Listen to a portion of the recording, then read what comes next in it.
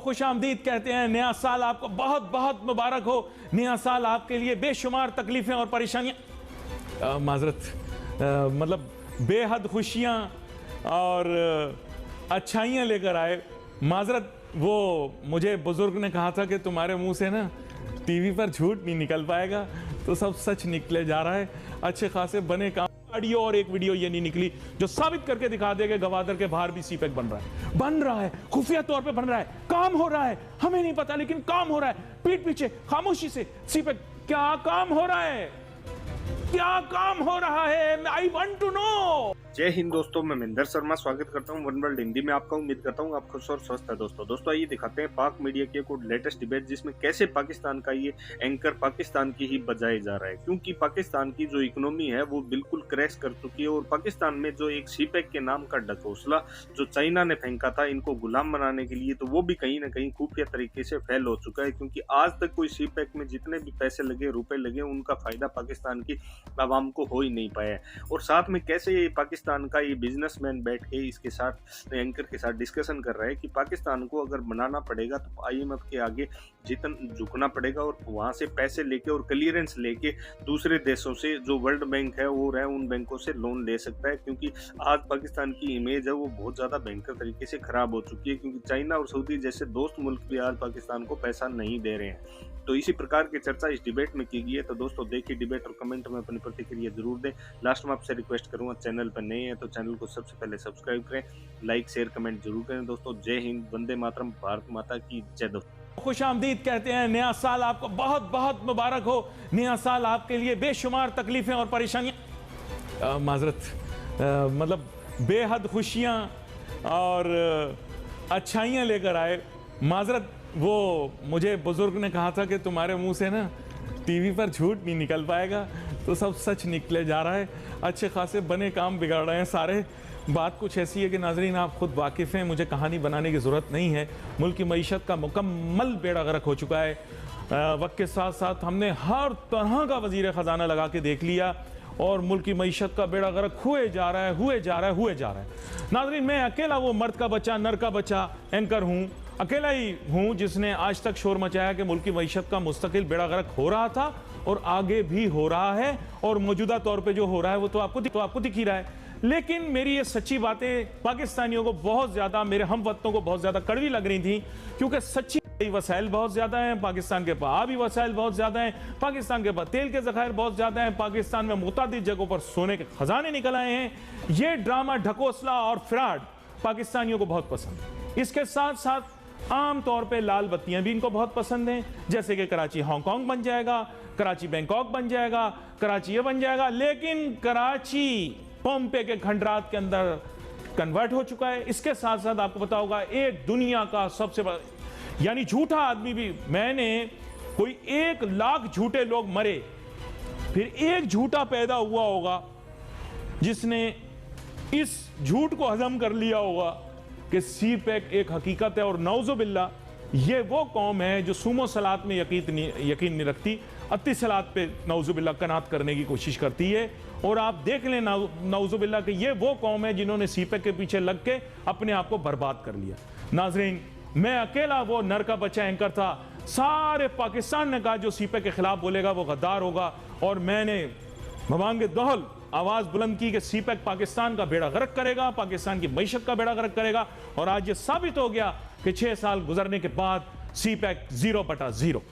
ठीक है, मेरी बातें काफी तकलीफदेह हैं, लेकिन आप मुझे बताएं, वैसे तो हर किसी की खुफिया ख्वाबगाह बेडरूम की वीडियोस और ऑडियोज निकल के सामने आ रही हैं, लेकिन एक ऑडियो और एक वीडियो ये नहीं निकली जो साबित करके दिखा दे कि गवादर के बाहर भी सीपेक बन रहा है, खुफिया तौर पे बन रहा है, काम हो रहा है, हमें नहीं पता लेकिन काम हो रहा है। पीठ पीछे खामोशी से सीपेक, क्या काम हो रहा है, क्या काम हो रहा है, आई वांट टू नो। कुछ काम नहीं हो रहा। वो पीर बाबा ठाठा वाली सरकार जो ठुस का ठा कर देती है, उससे दवा लेके कुछ करवा लो। खैर जाने दो, मेरी तो ये बातें ही हैं। तुम लोगों पे क्या असर होना है, आप पर असर होना नहीं, इसलिए रोज आकर खाली मैंने मशहूर होना है। जो अल्लाह का करम है मैं हो रहा हूँ। Thank you. यहाँ पर मैं अपने मेहमान का तारुफ कराता चलूँ। डॉक्टर मिर्ज़ा इख्तियार बेग साहब की जानिब जाऊँगा बराह रास्त। सर वेलकम करता हूँ आपको शो में। नया साल आपको मुबारक कहता हूँ। आपको भी बहुत मुबारक। Thank you. और मैं अपनी पूरी अब तक की टीम को भी और हमारे सारे नाजरीन को भी नया साल मुबारक कहता हूँ। इसके साथ ही सर मैं आपसे पूछना चाहता हूँ कि अब हम बहुत ही पेचीदा किस्म की माशी सूरत का सामना कर रहे हैं, जिसका मैं अपने इब्तिदाइये में जिक्र कर चुका हूँ। मेरे ख्याल से अब आप उसके ऊपर ख़ुद तज्जिया दें तो बेहतर रहेगा। जी, आपने बिल्कुल सही कहा कि आज मेरा कॉलम छपा है जंग में, जिसका उन्वान है IMF या डिफ़ॉल्ट। और ये पहली बार मैंने बड़ी हिम्मत करके बड़ा स्पेसिफिक हो के कमिटमेंट के साथ ये लिखा है कि अगर IMF का एग्रीमेंट फ़ौरन चंद हफ्तों में नहीं होता, चंद दिनों में नहीं होता, तो डिफ़ॉल्ट हमारा मुक़द्दर होगा। और मैं इस चीज़ को एक्सप्लेन करने के लिए भी तैयार हूँ। पहली चीज़ तो यह है कि सबसे पहले तमाम व्यूवर्स को 2023 का साल बहुत बहुत मुबारक हो। और अल्लाह ताला से दुआ है कि 2022 की तरह मुश्किलात और जो चैलेंजेस हमें देखने पड़े और जो पॉलिटिकल अनसर्टेनिटी और जो माशी अनसर्टेनिटी हमें देखने को मिली, मुझे बहुत अरसे तक ऐसी चीज़ कभी नहीं नज़र आई थी। मैं मुस्बत लिखा रही हूँ, मुस्बत बोलता रहा हूँ, लेकिन पहली बार मेरे लिए बहुत मुश्किल हो रहा है कि इतनी ख़राब चीज़ों को अच्छा बोलूँगा। मैं नहीं बोल सकता। देखें आपको भी कहना पड़ेगी ये बात, आपको भी कहना पड़ेगी। तो अब सूरत हाल ये है कि इस हुकूमत ये जो माशी हालात हैं नासिर साहब, ये रातों रात ख़राब नहीं होती। इनको एक वक्त लगता है स्लाइड डाउन करने के लिए।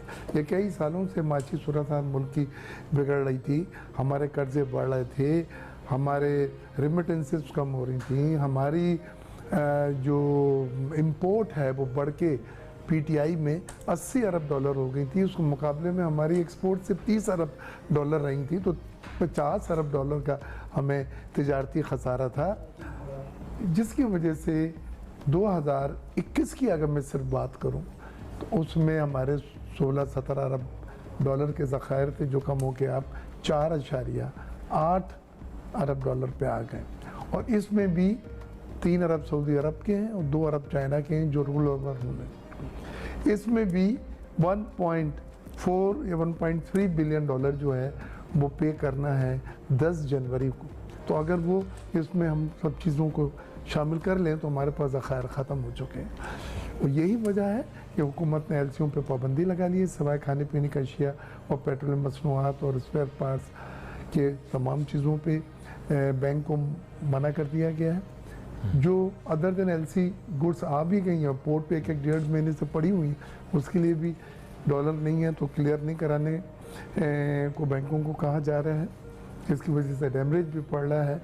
और हमारी टेक्सटाइल सनत का रॉ मटेरियल, जिसमें डाइज़ हैं, केमिकल हैं, पॉलिस्टर फाइबर है, मेन मेड फाइबर है, उसकी भी सप्लाई तकरीबन रुक गई है, जिससे टेक्सटाइल की सनतें बुरी तरह मुश्किलात का शिकार हैं और बंद होनी शुरू हो गई। मैं आपको बतलाऊँ 4-5 बड़ी दर्जे की सनतें, जिसमें इंडस मोटर है, सुजुकी मोटर्स है, फौजी फर्टिलाइज़र बिन कासिम है, डाउलेंस है, चुनिया निशात चुनिया है, ये बंद हो चुके हैं। ये मैं नाम कैसे इसलिए कह रहा हूँ कि आपको ज़रा सा अंदाज़ा हो सके कि ये इतनी बड़ी सनतें हैं जिनको हम लार्ज स्केल मैन्युफैक्चरिंग कहते हैं, जिसमें 8% कम हुई थी ग्रोथ, आज वो बंद होना शुरू हो गई।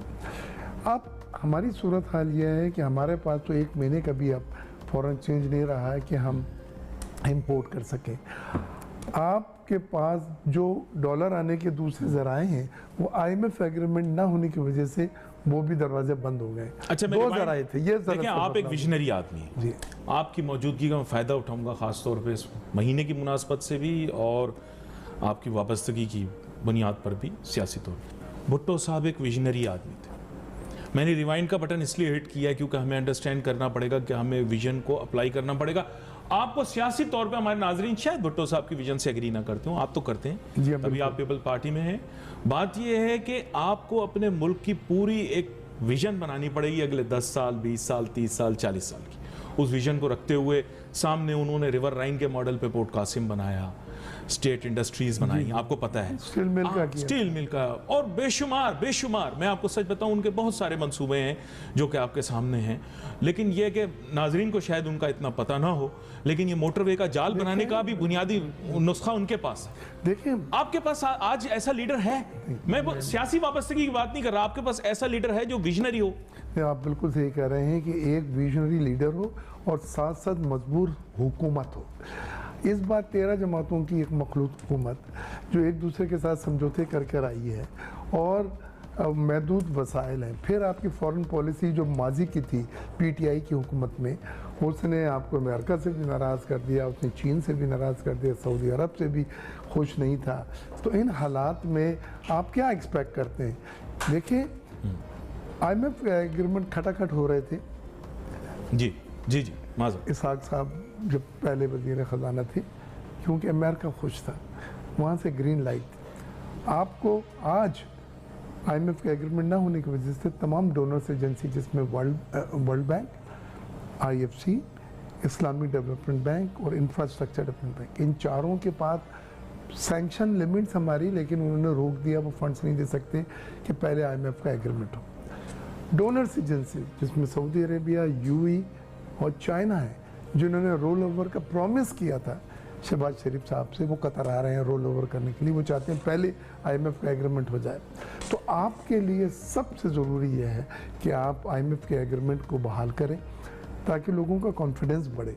अभी डिफ़ॉल्ट की बात इसलिए आ रही है कि IMF की छतरी आपके पास नहीं है, लिहाजा सबसे पहला काम IMF की छतरी हासिल करें ताकि वो दरवाजे खुल सकें जिनसे डॉलर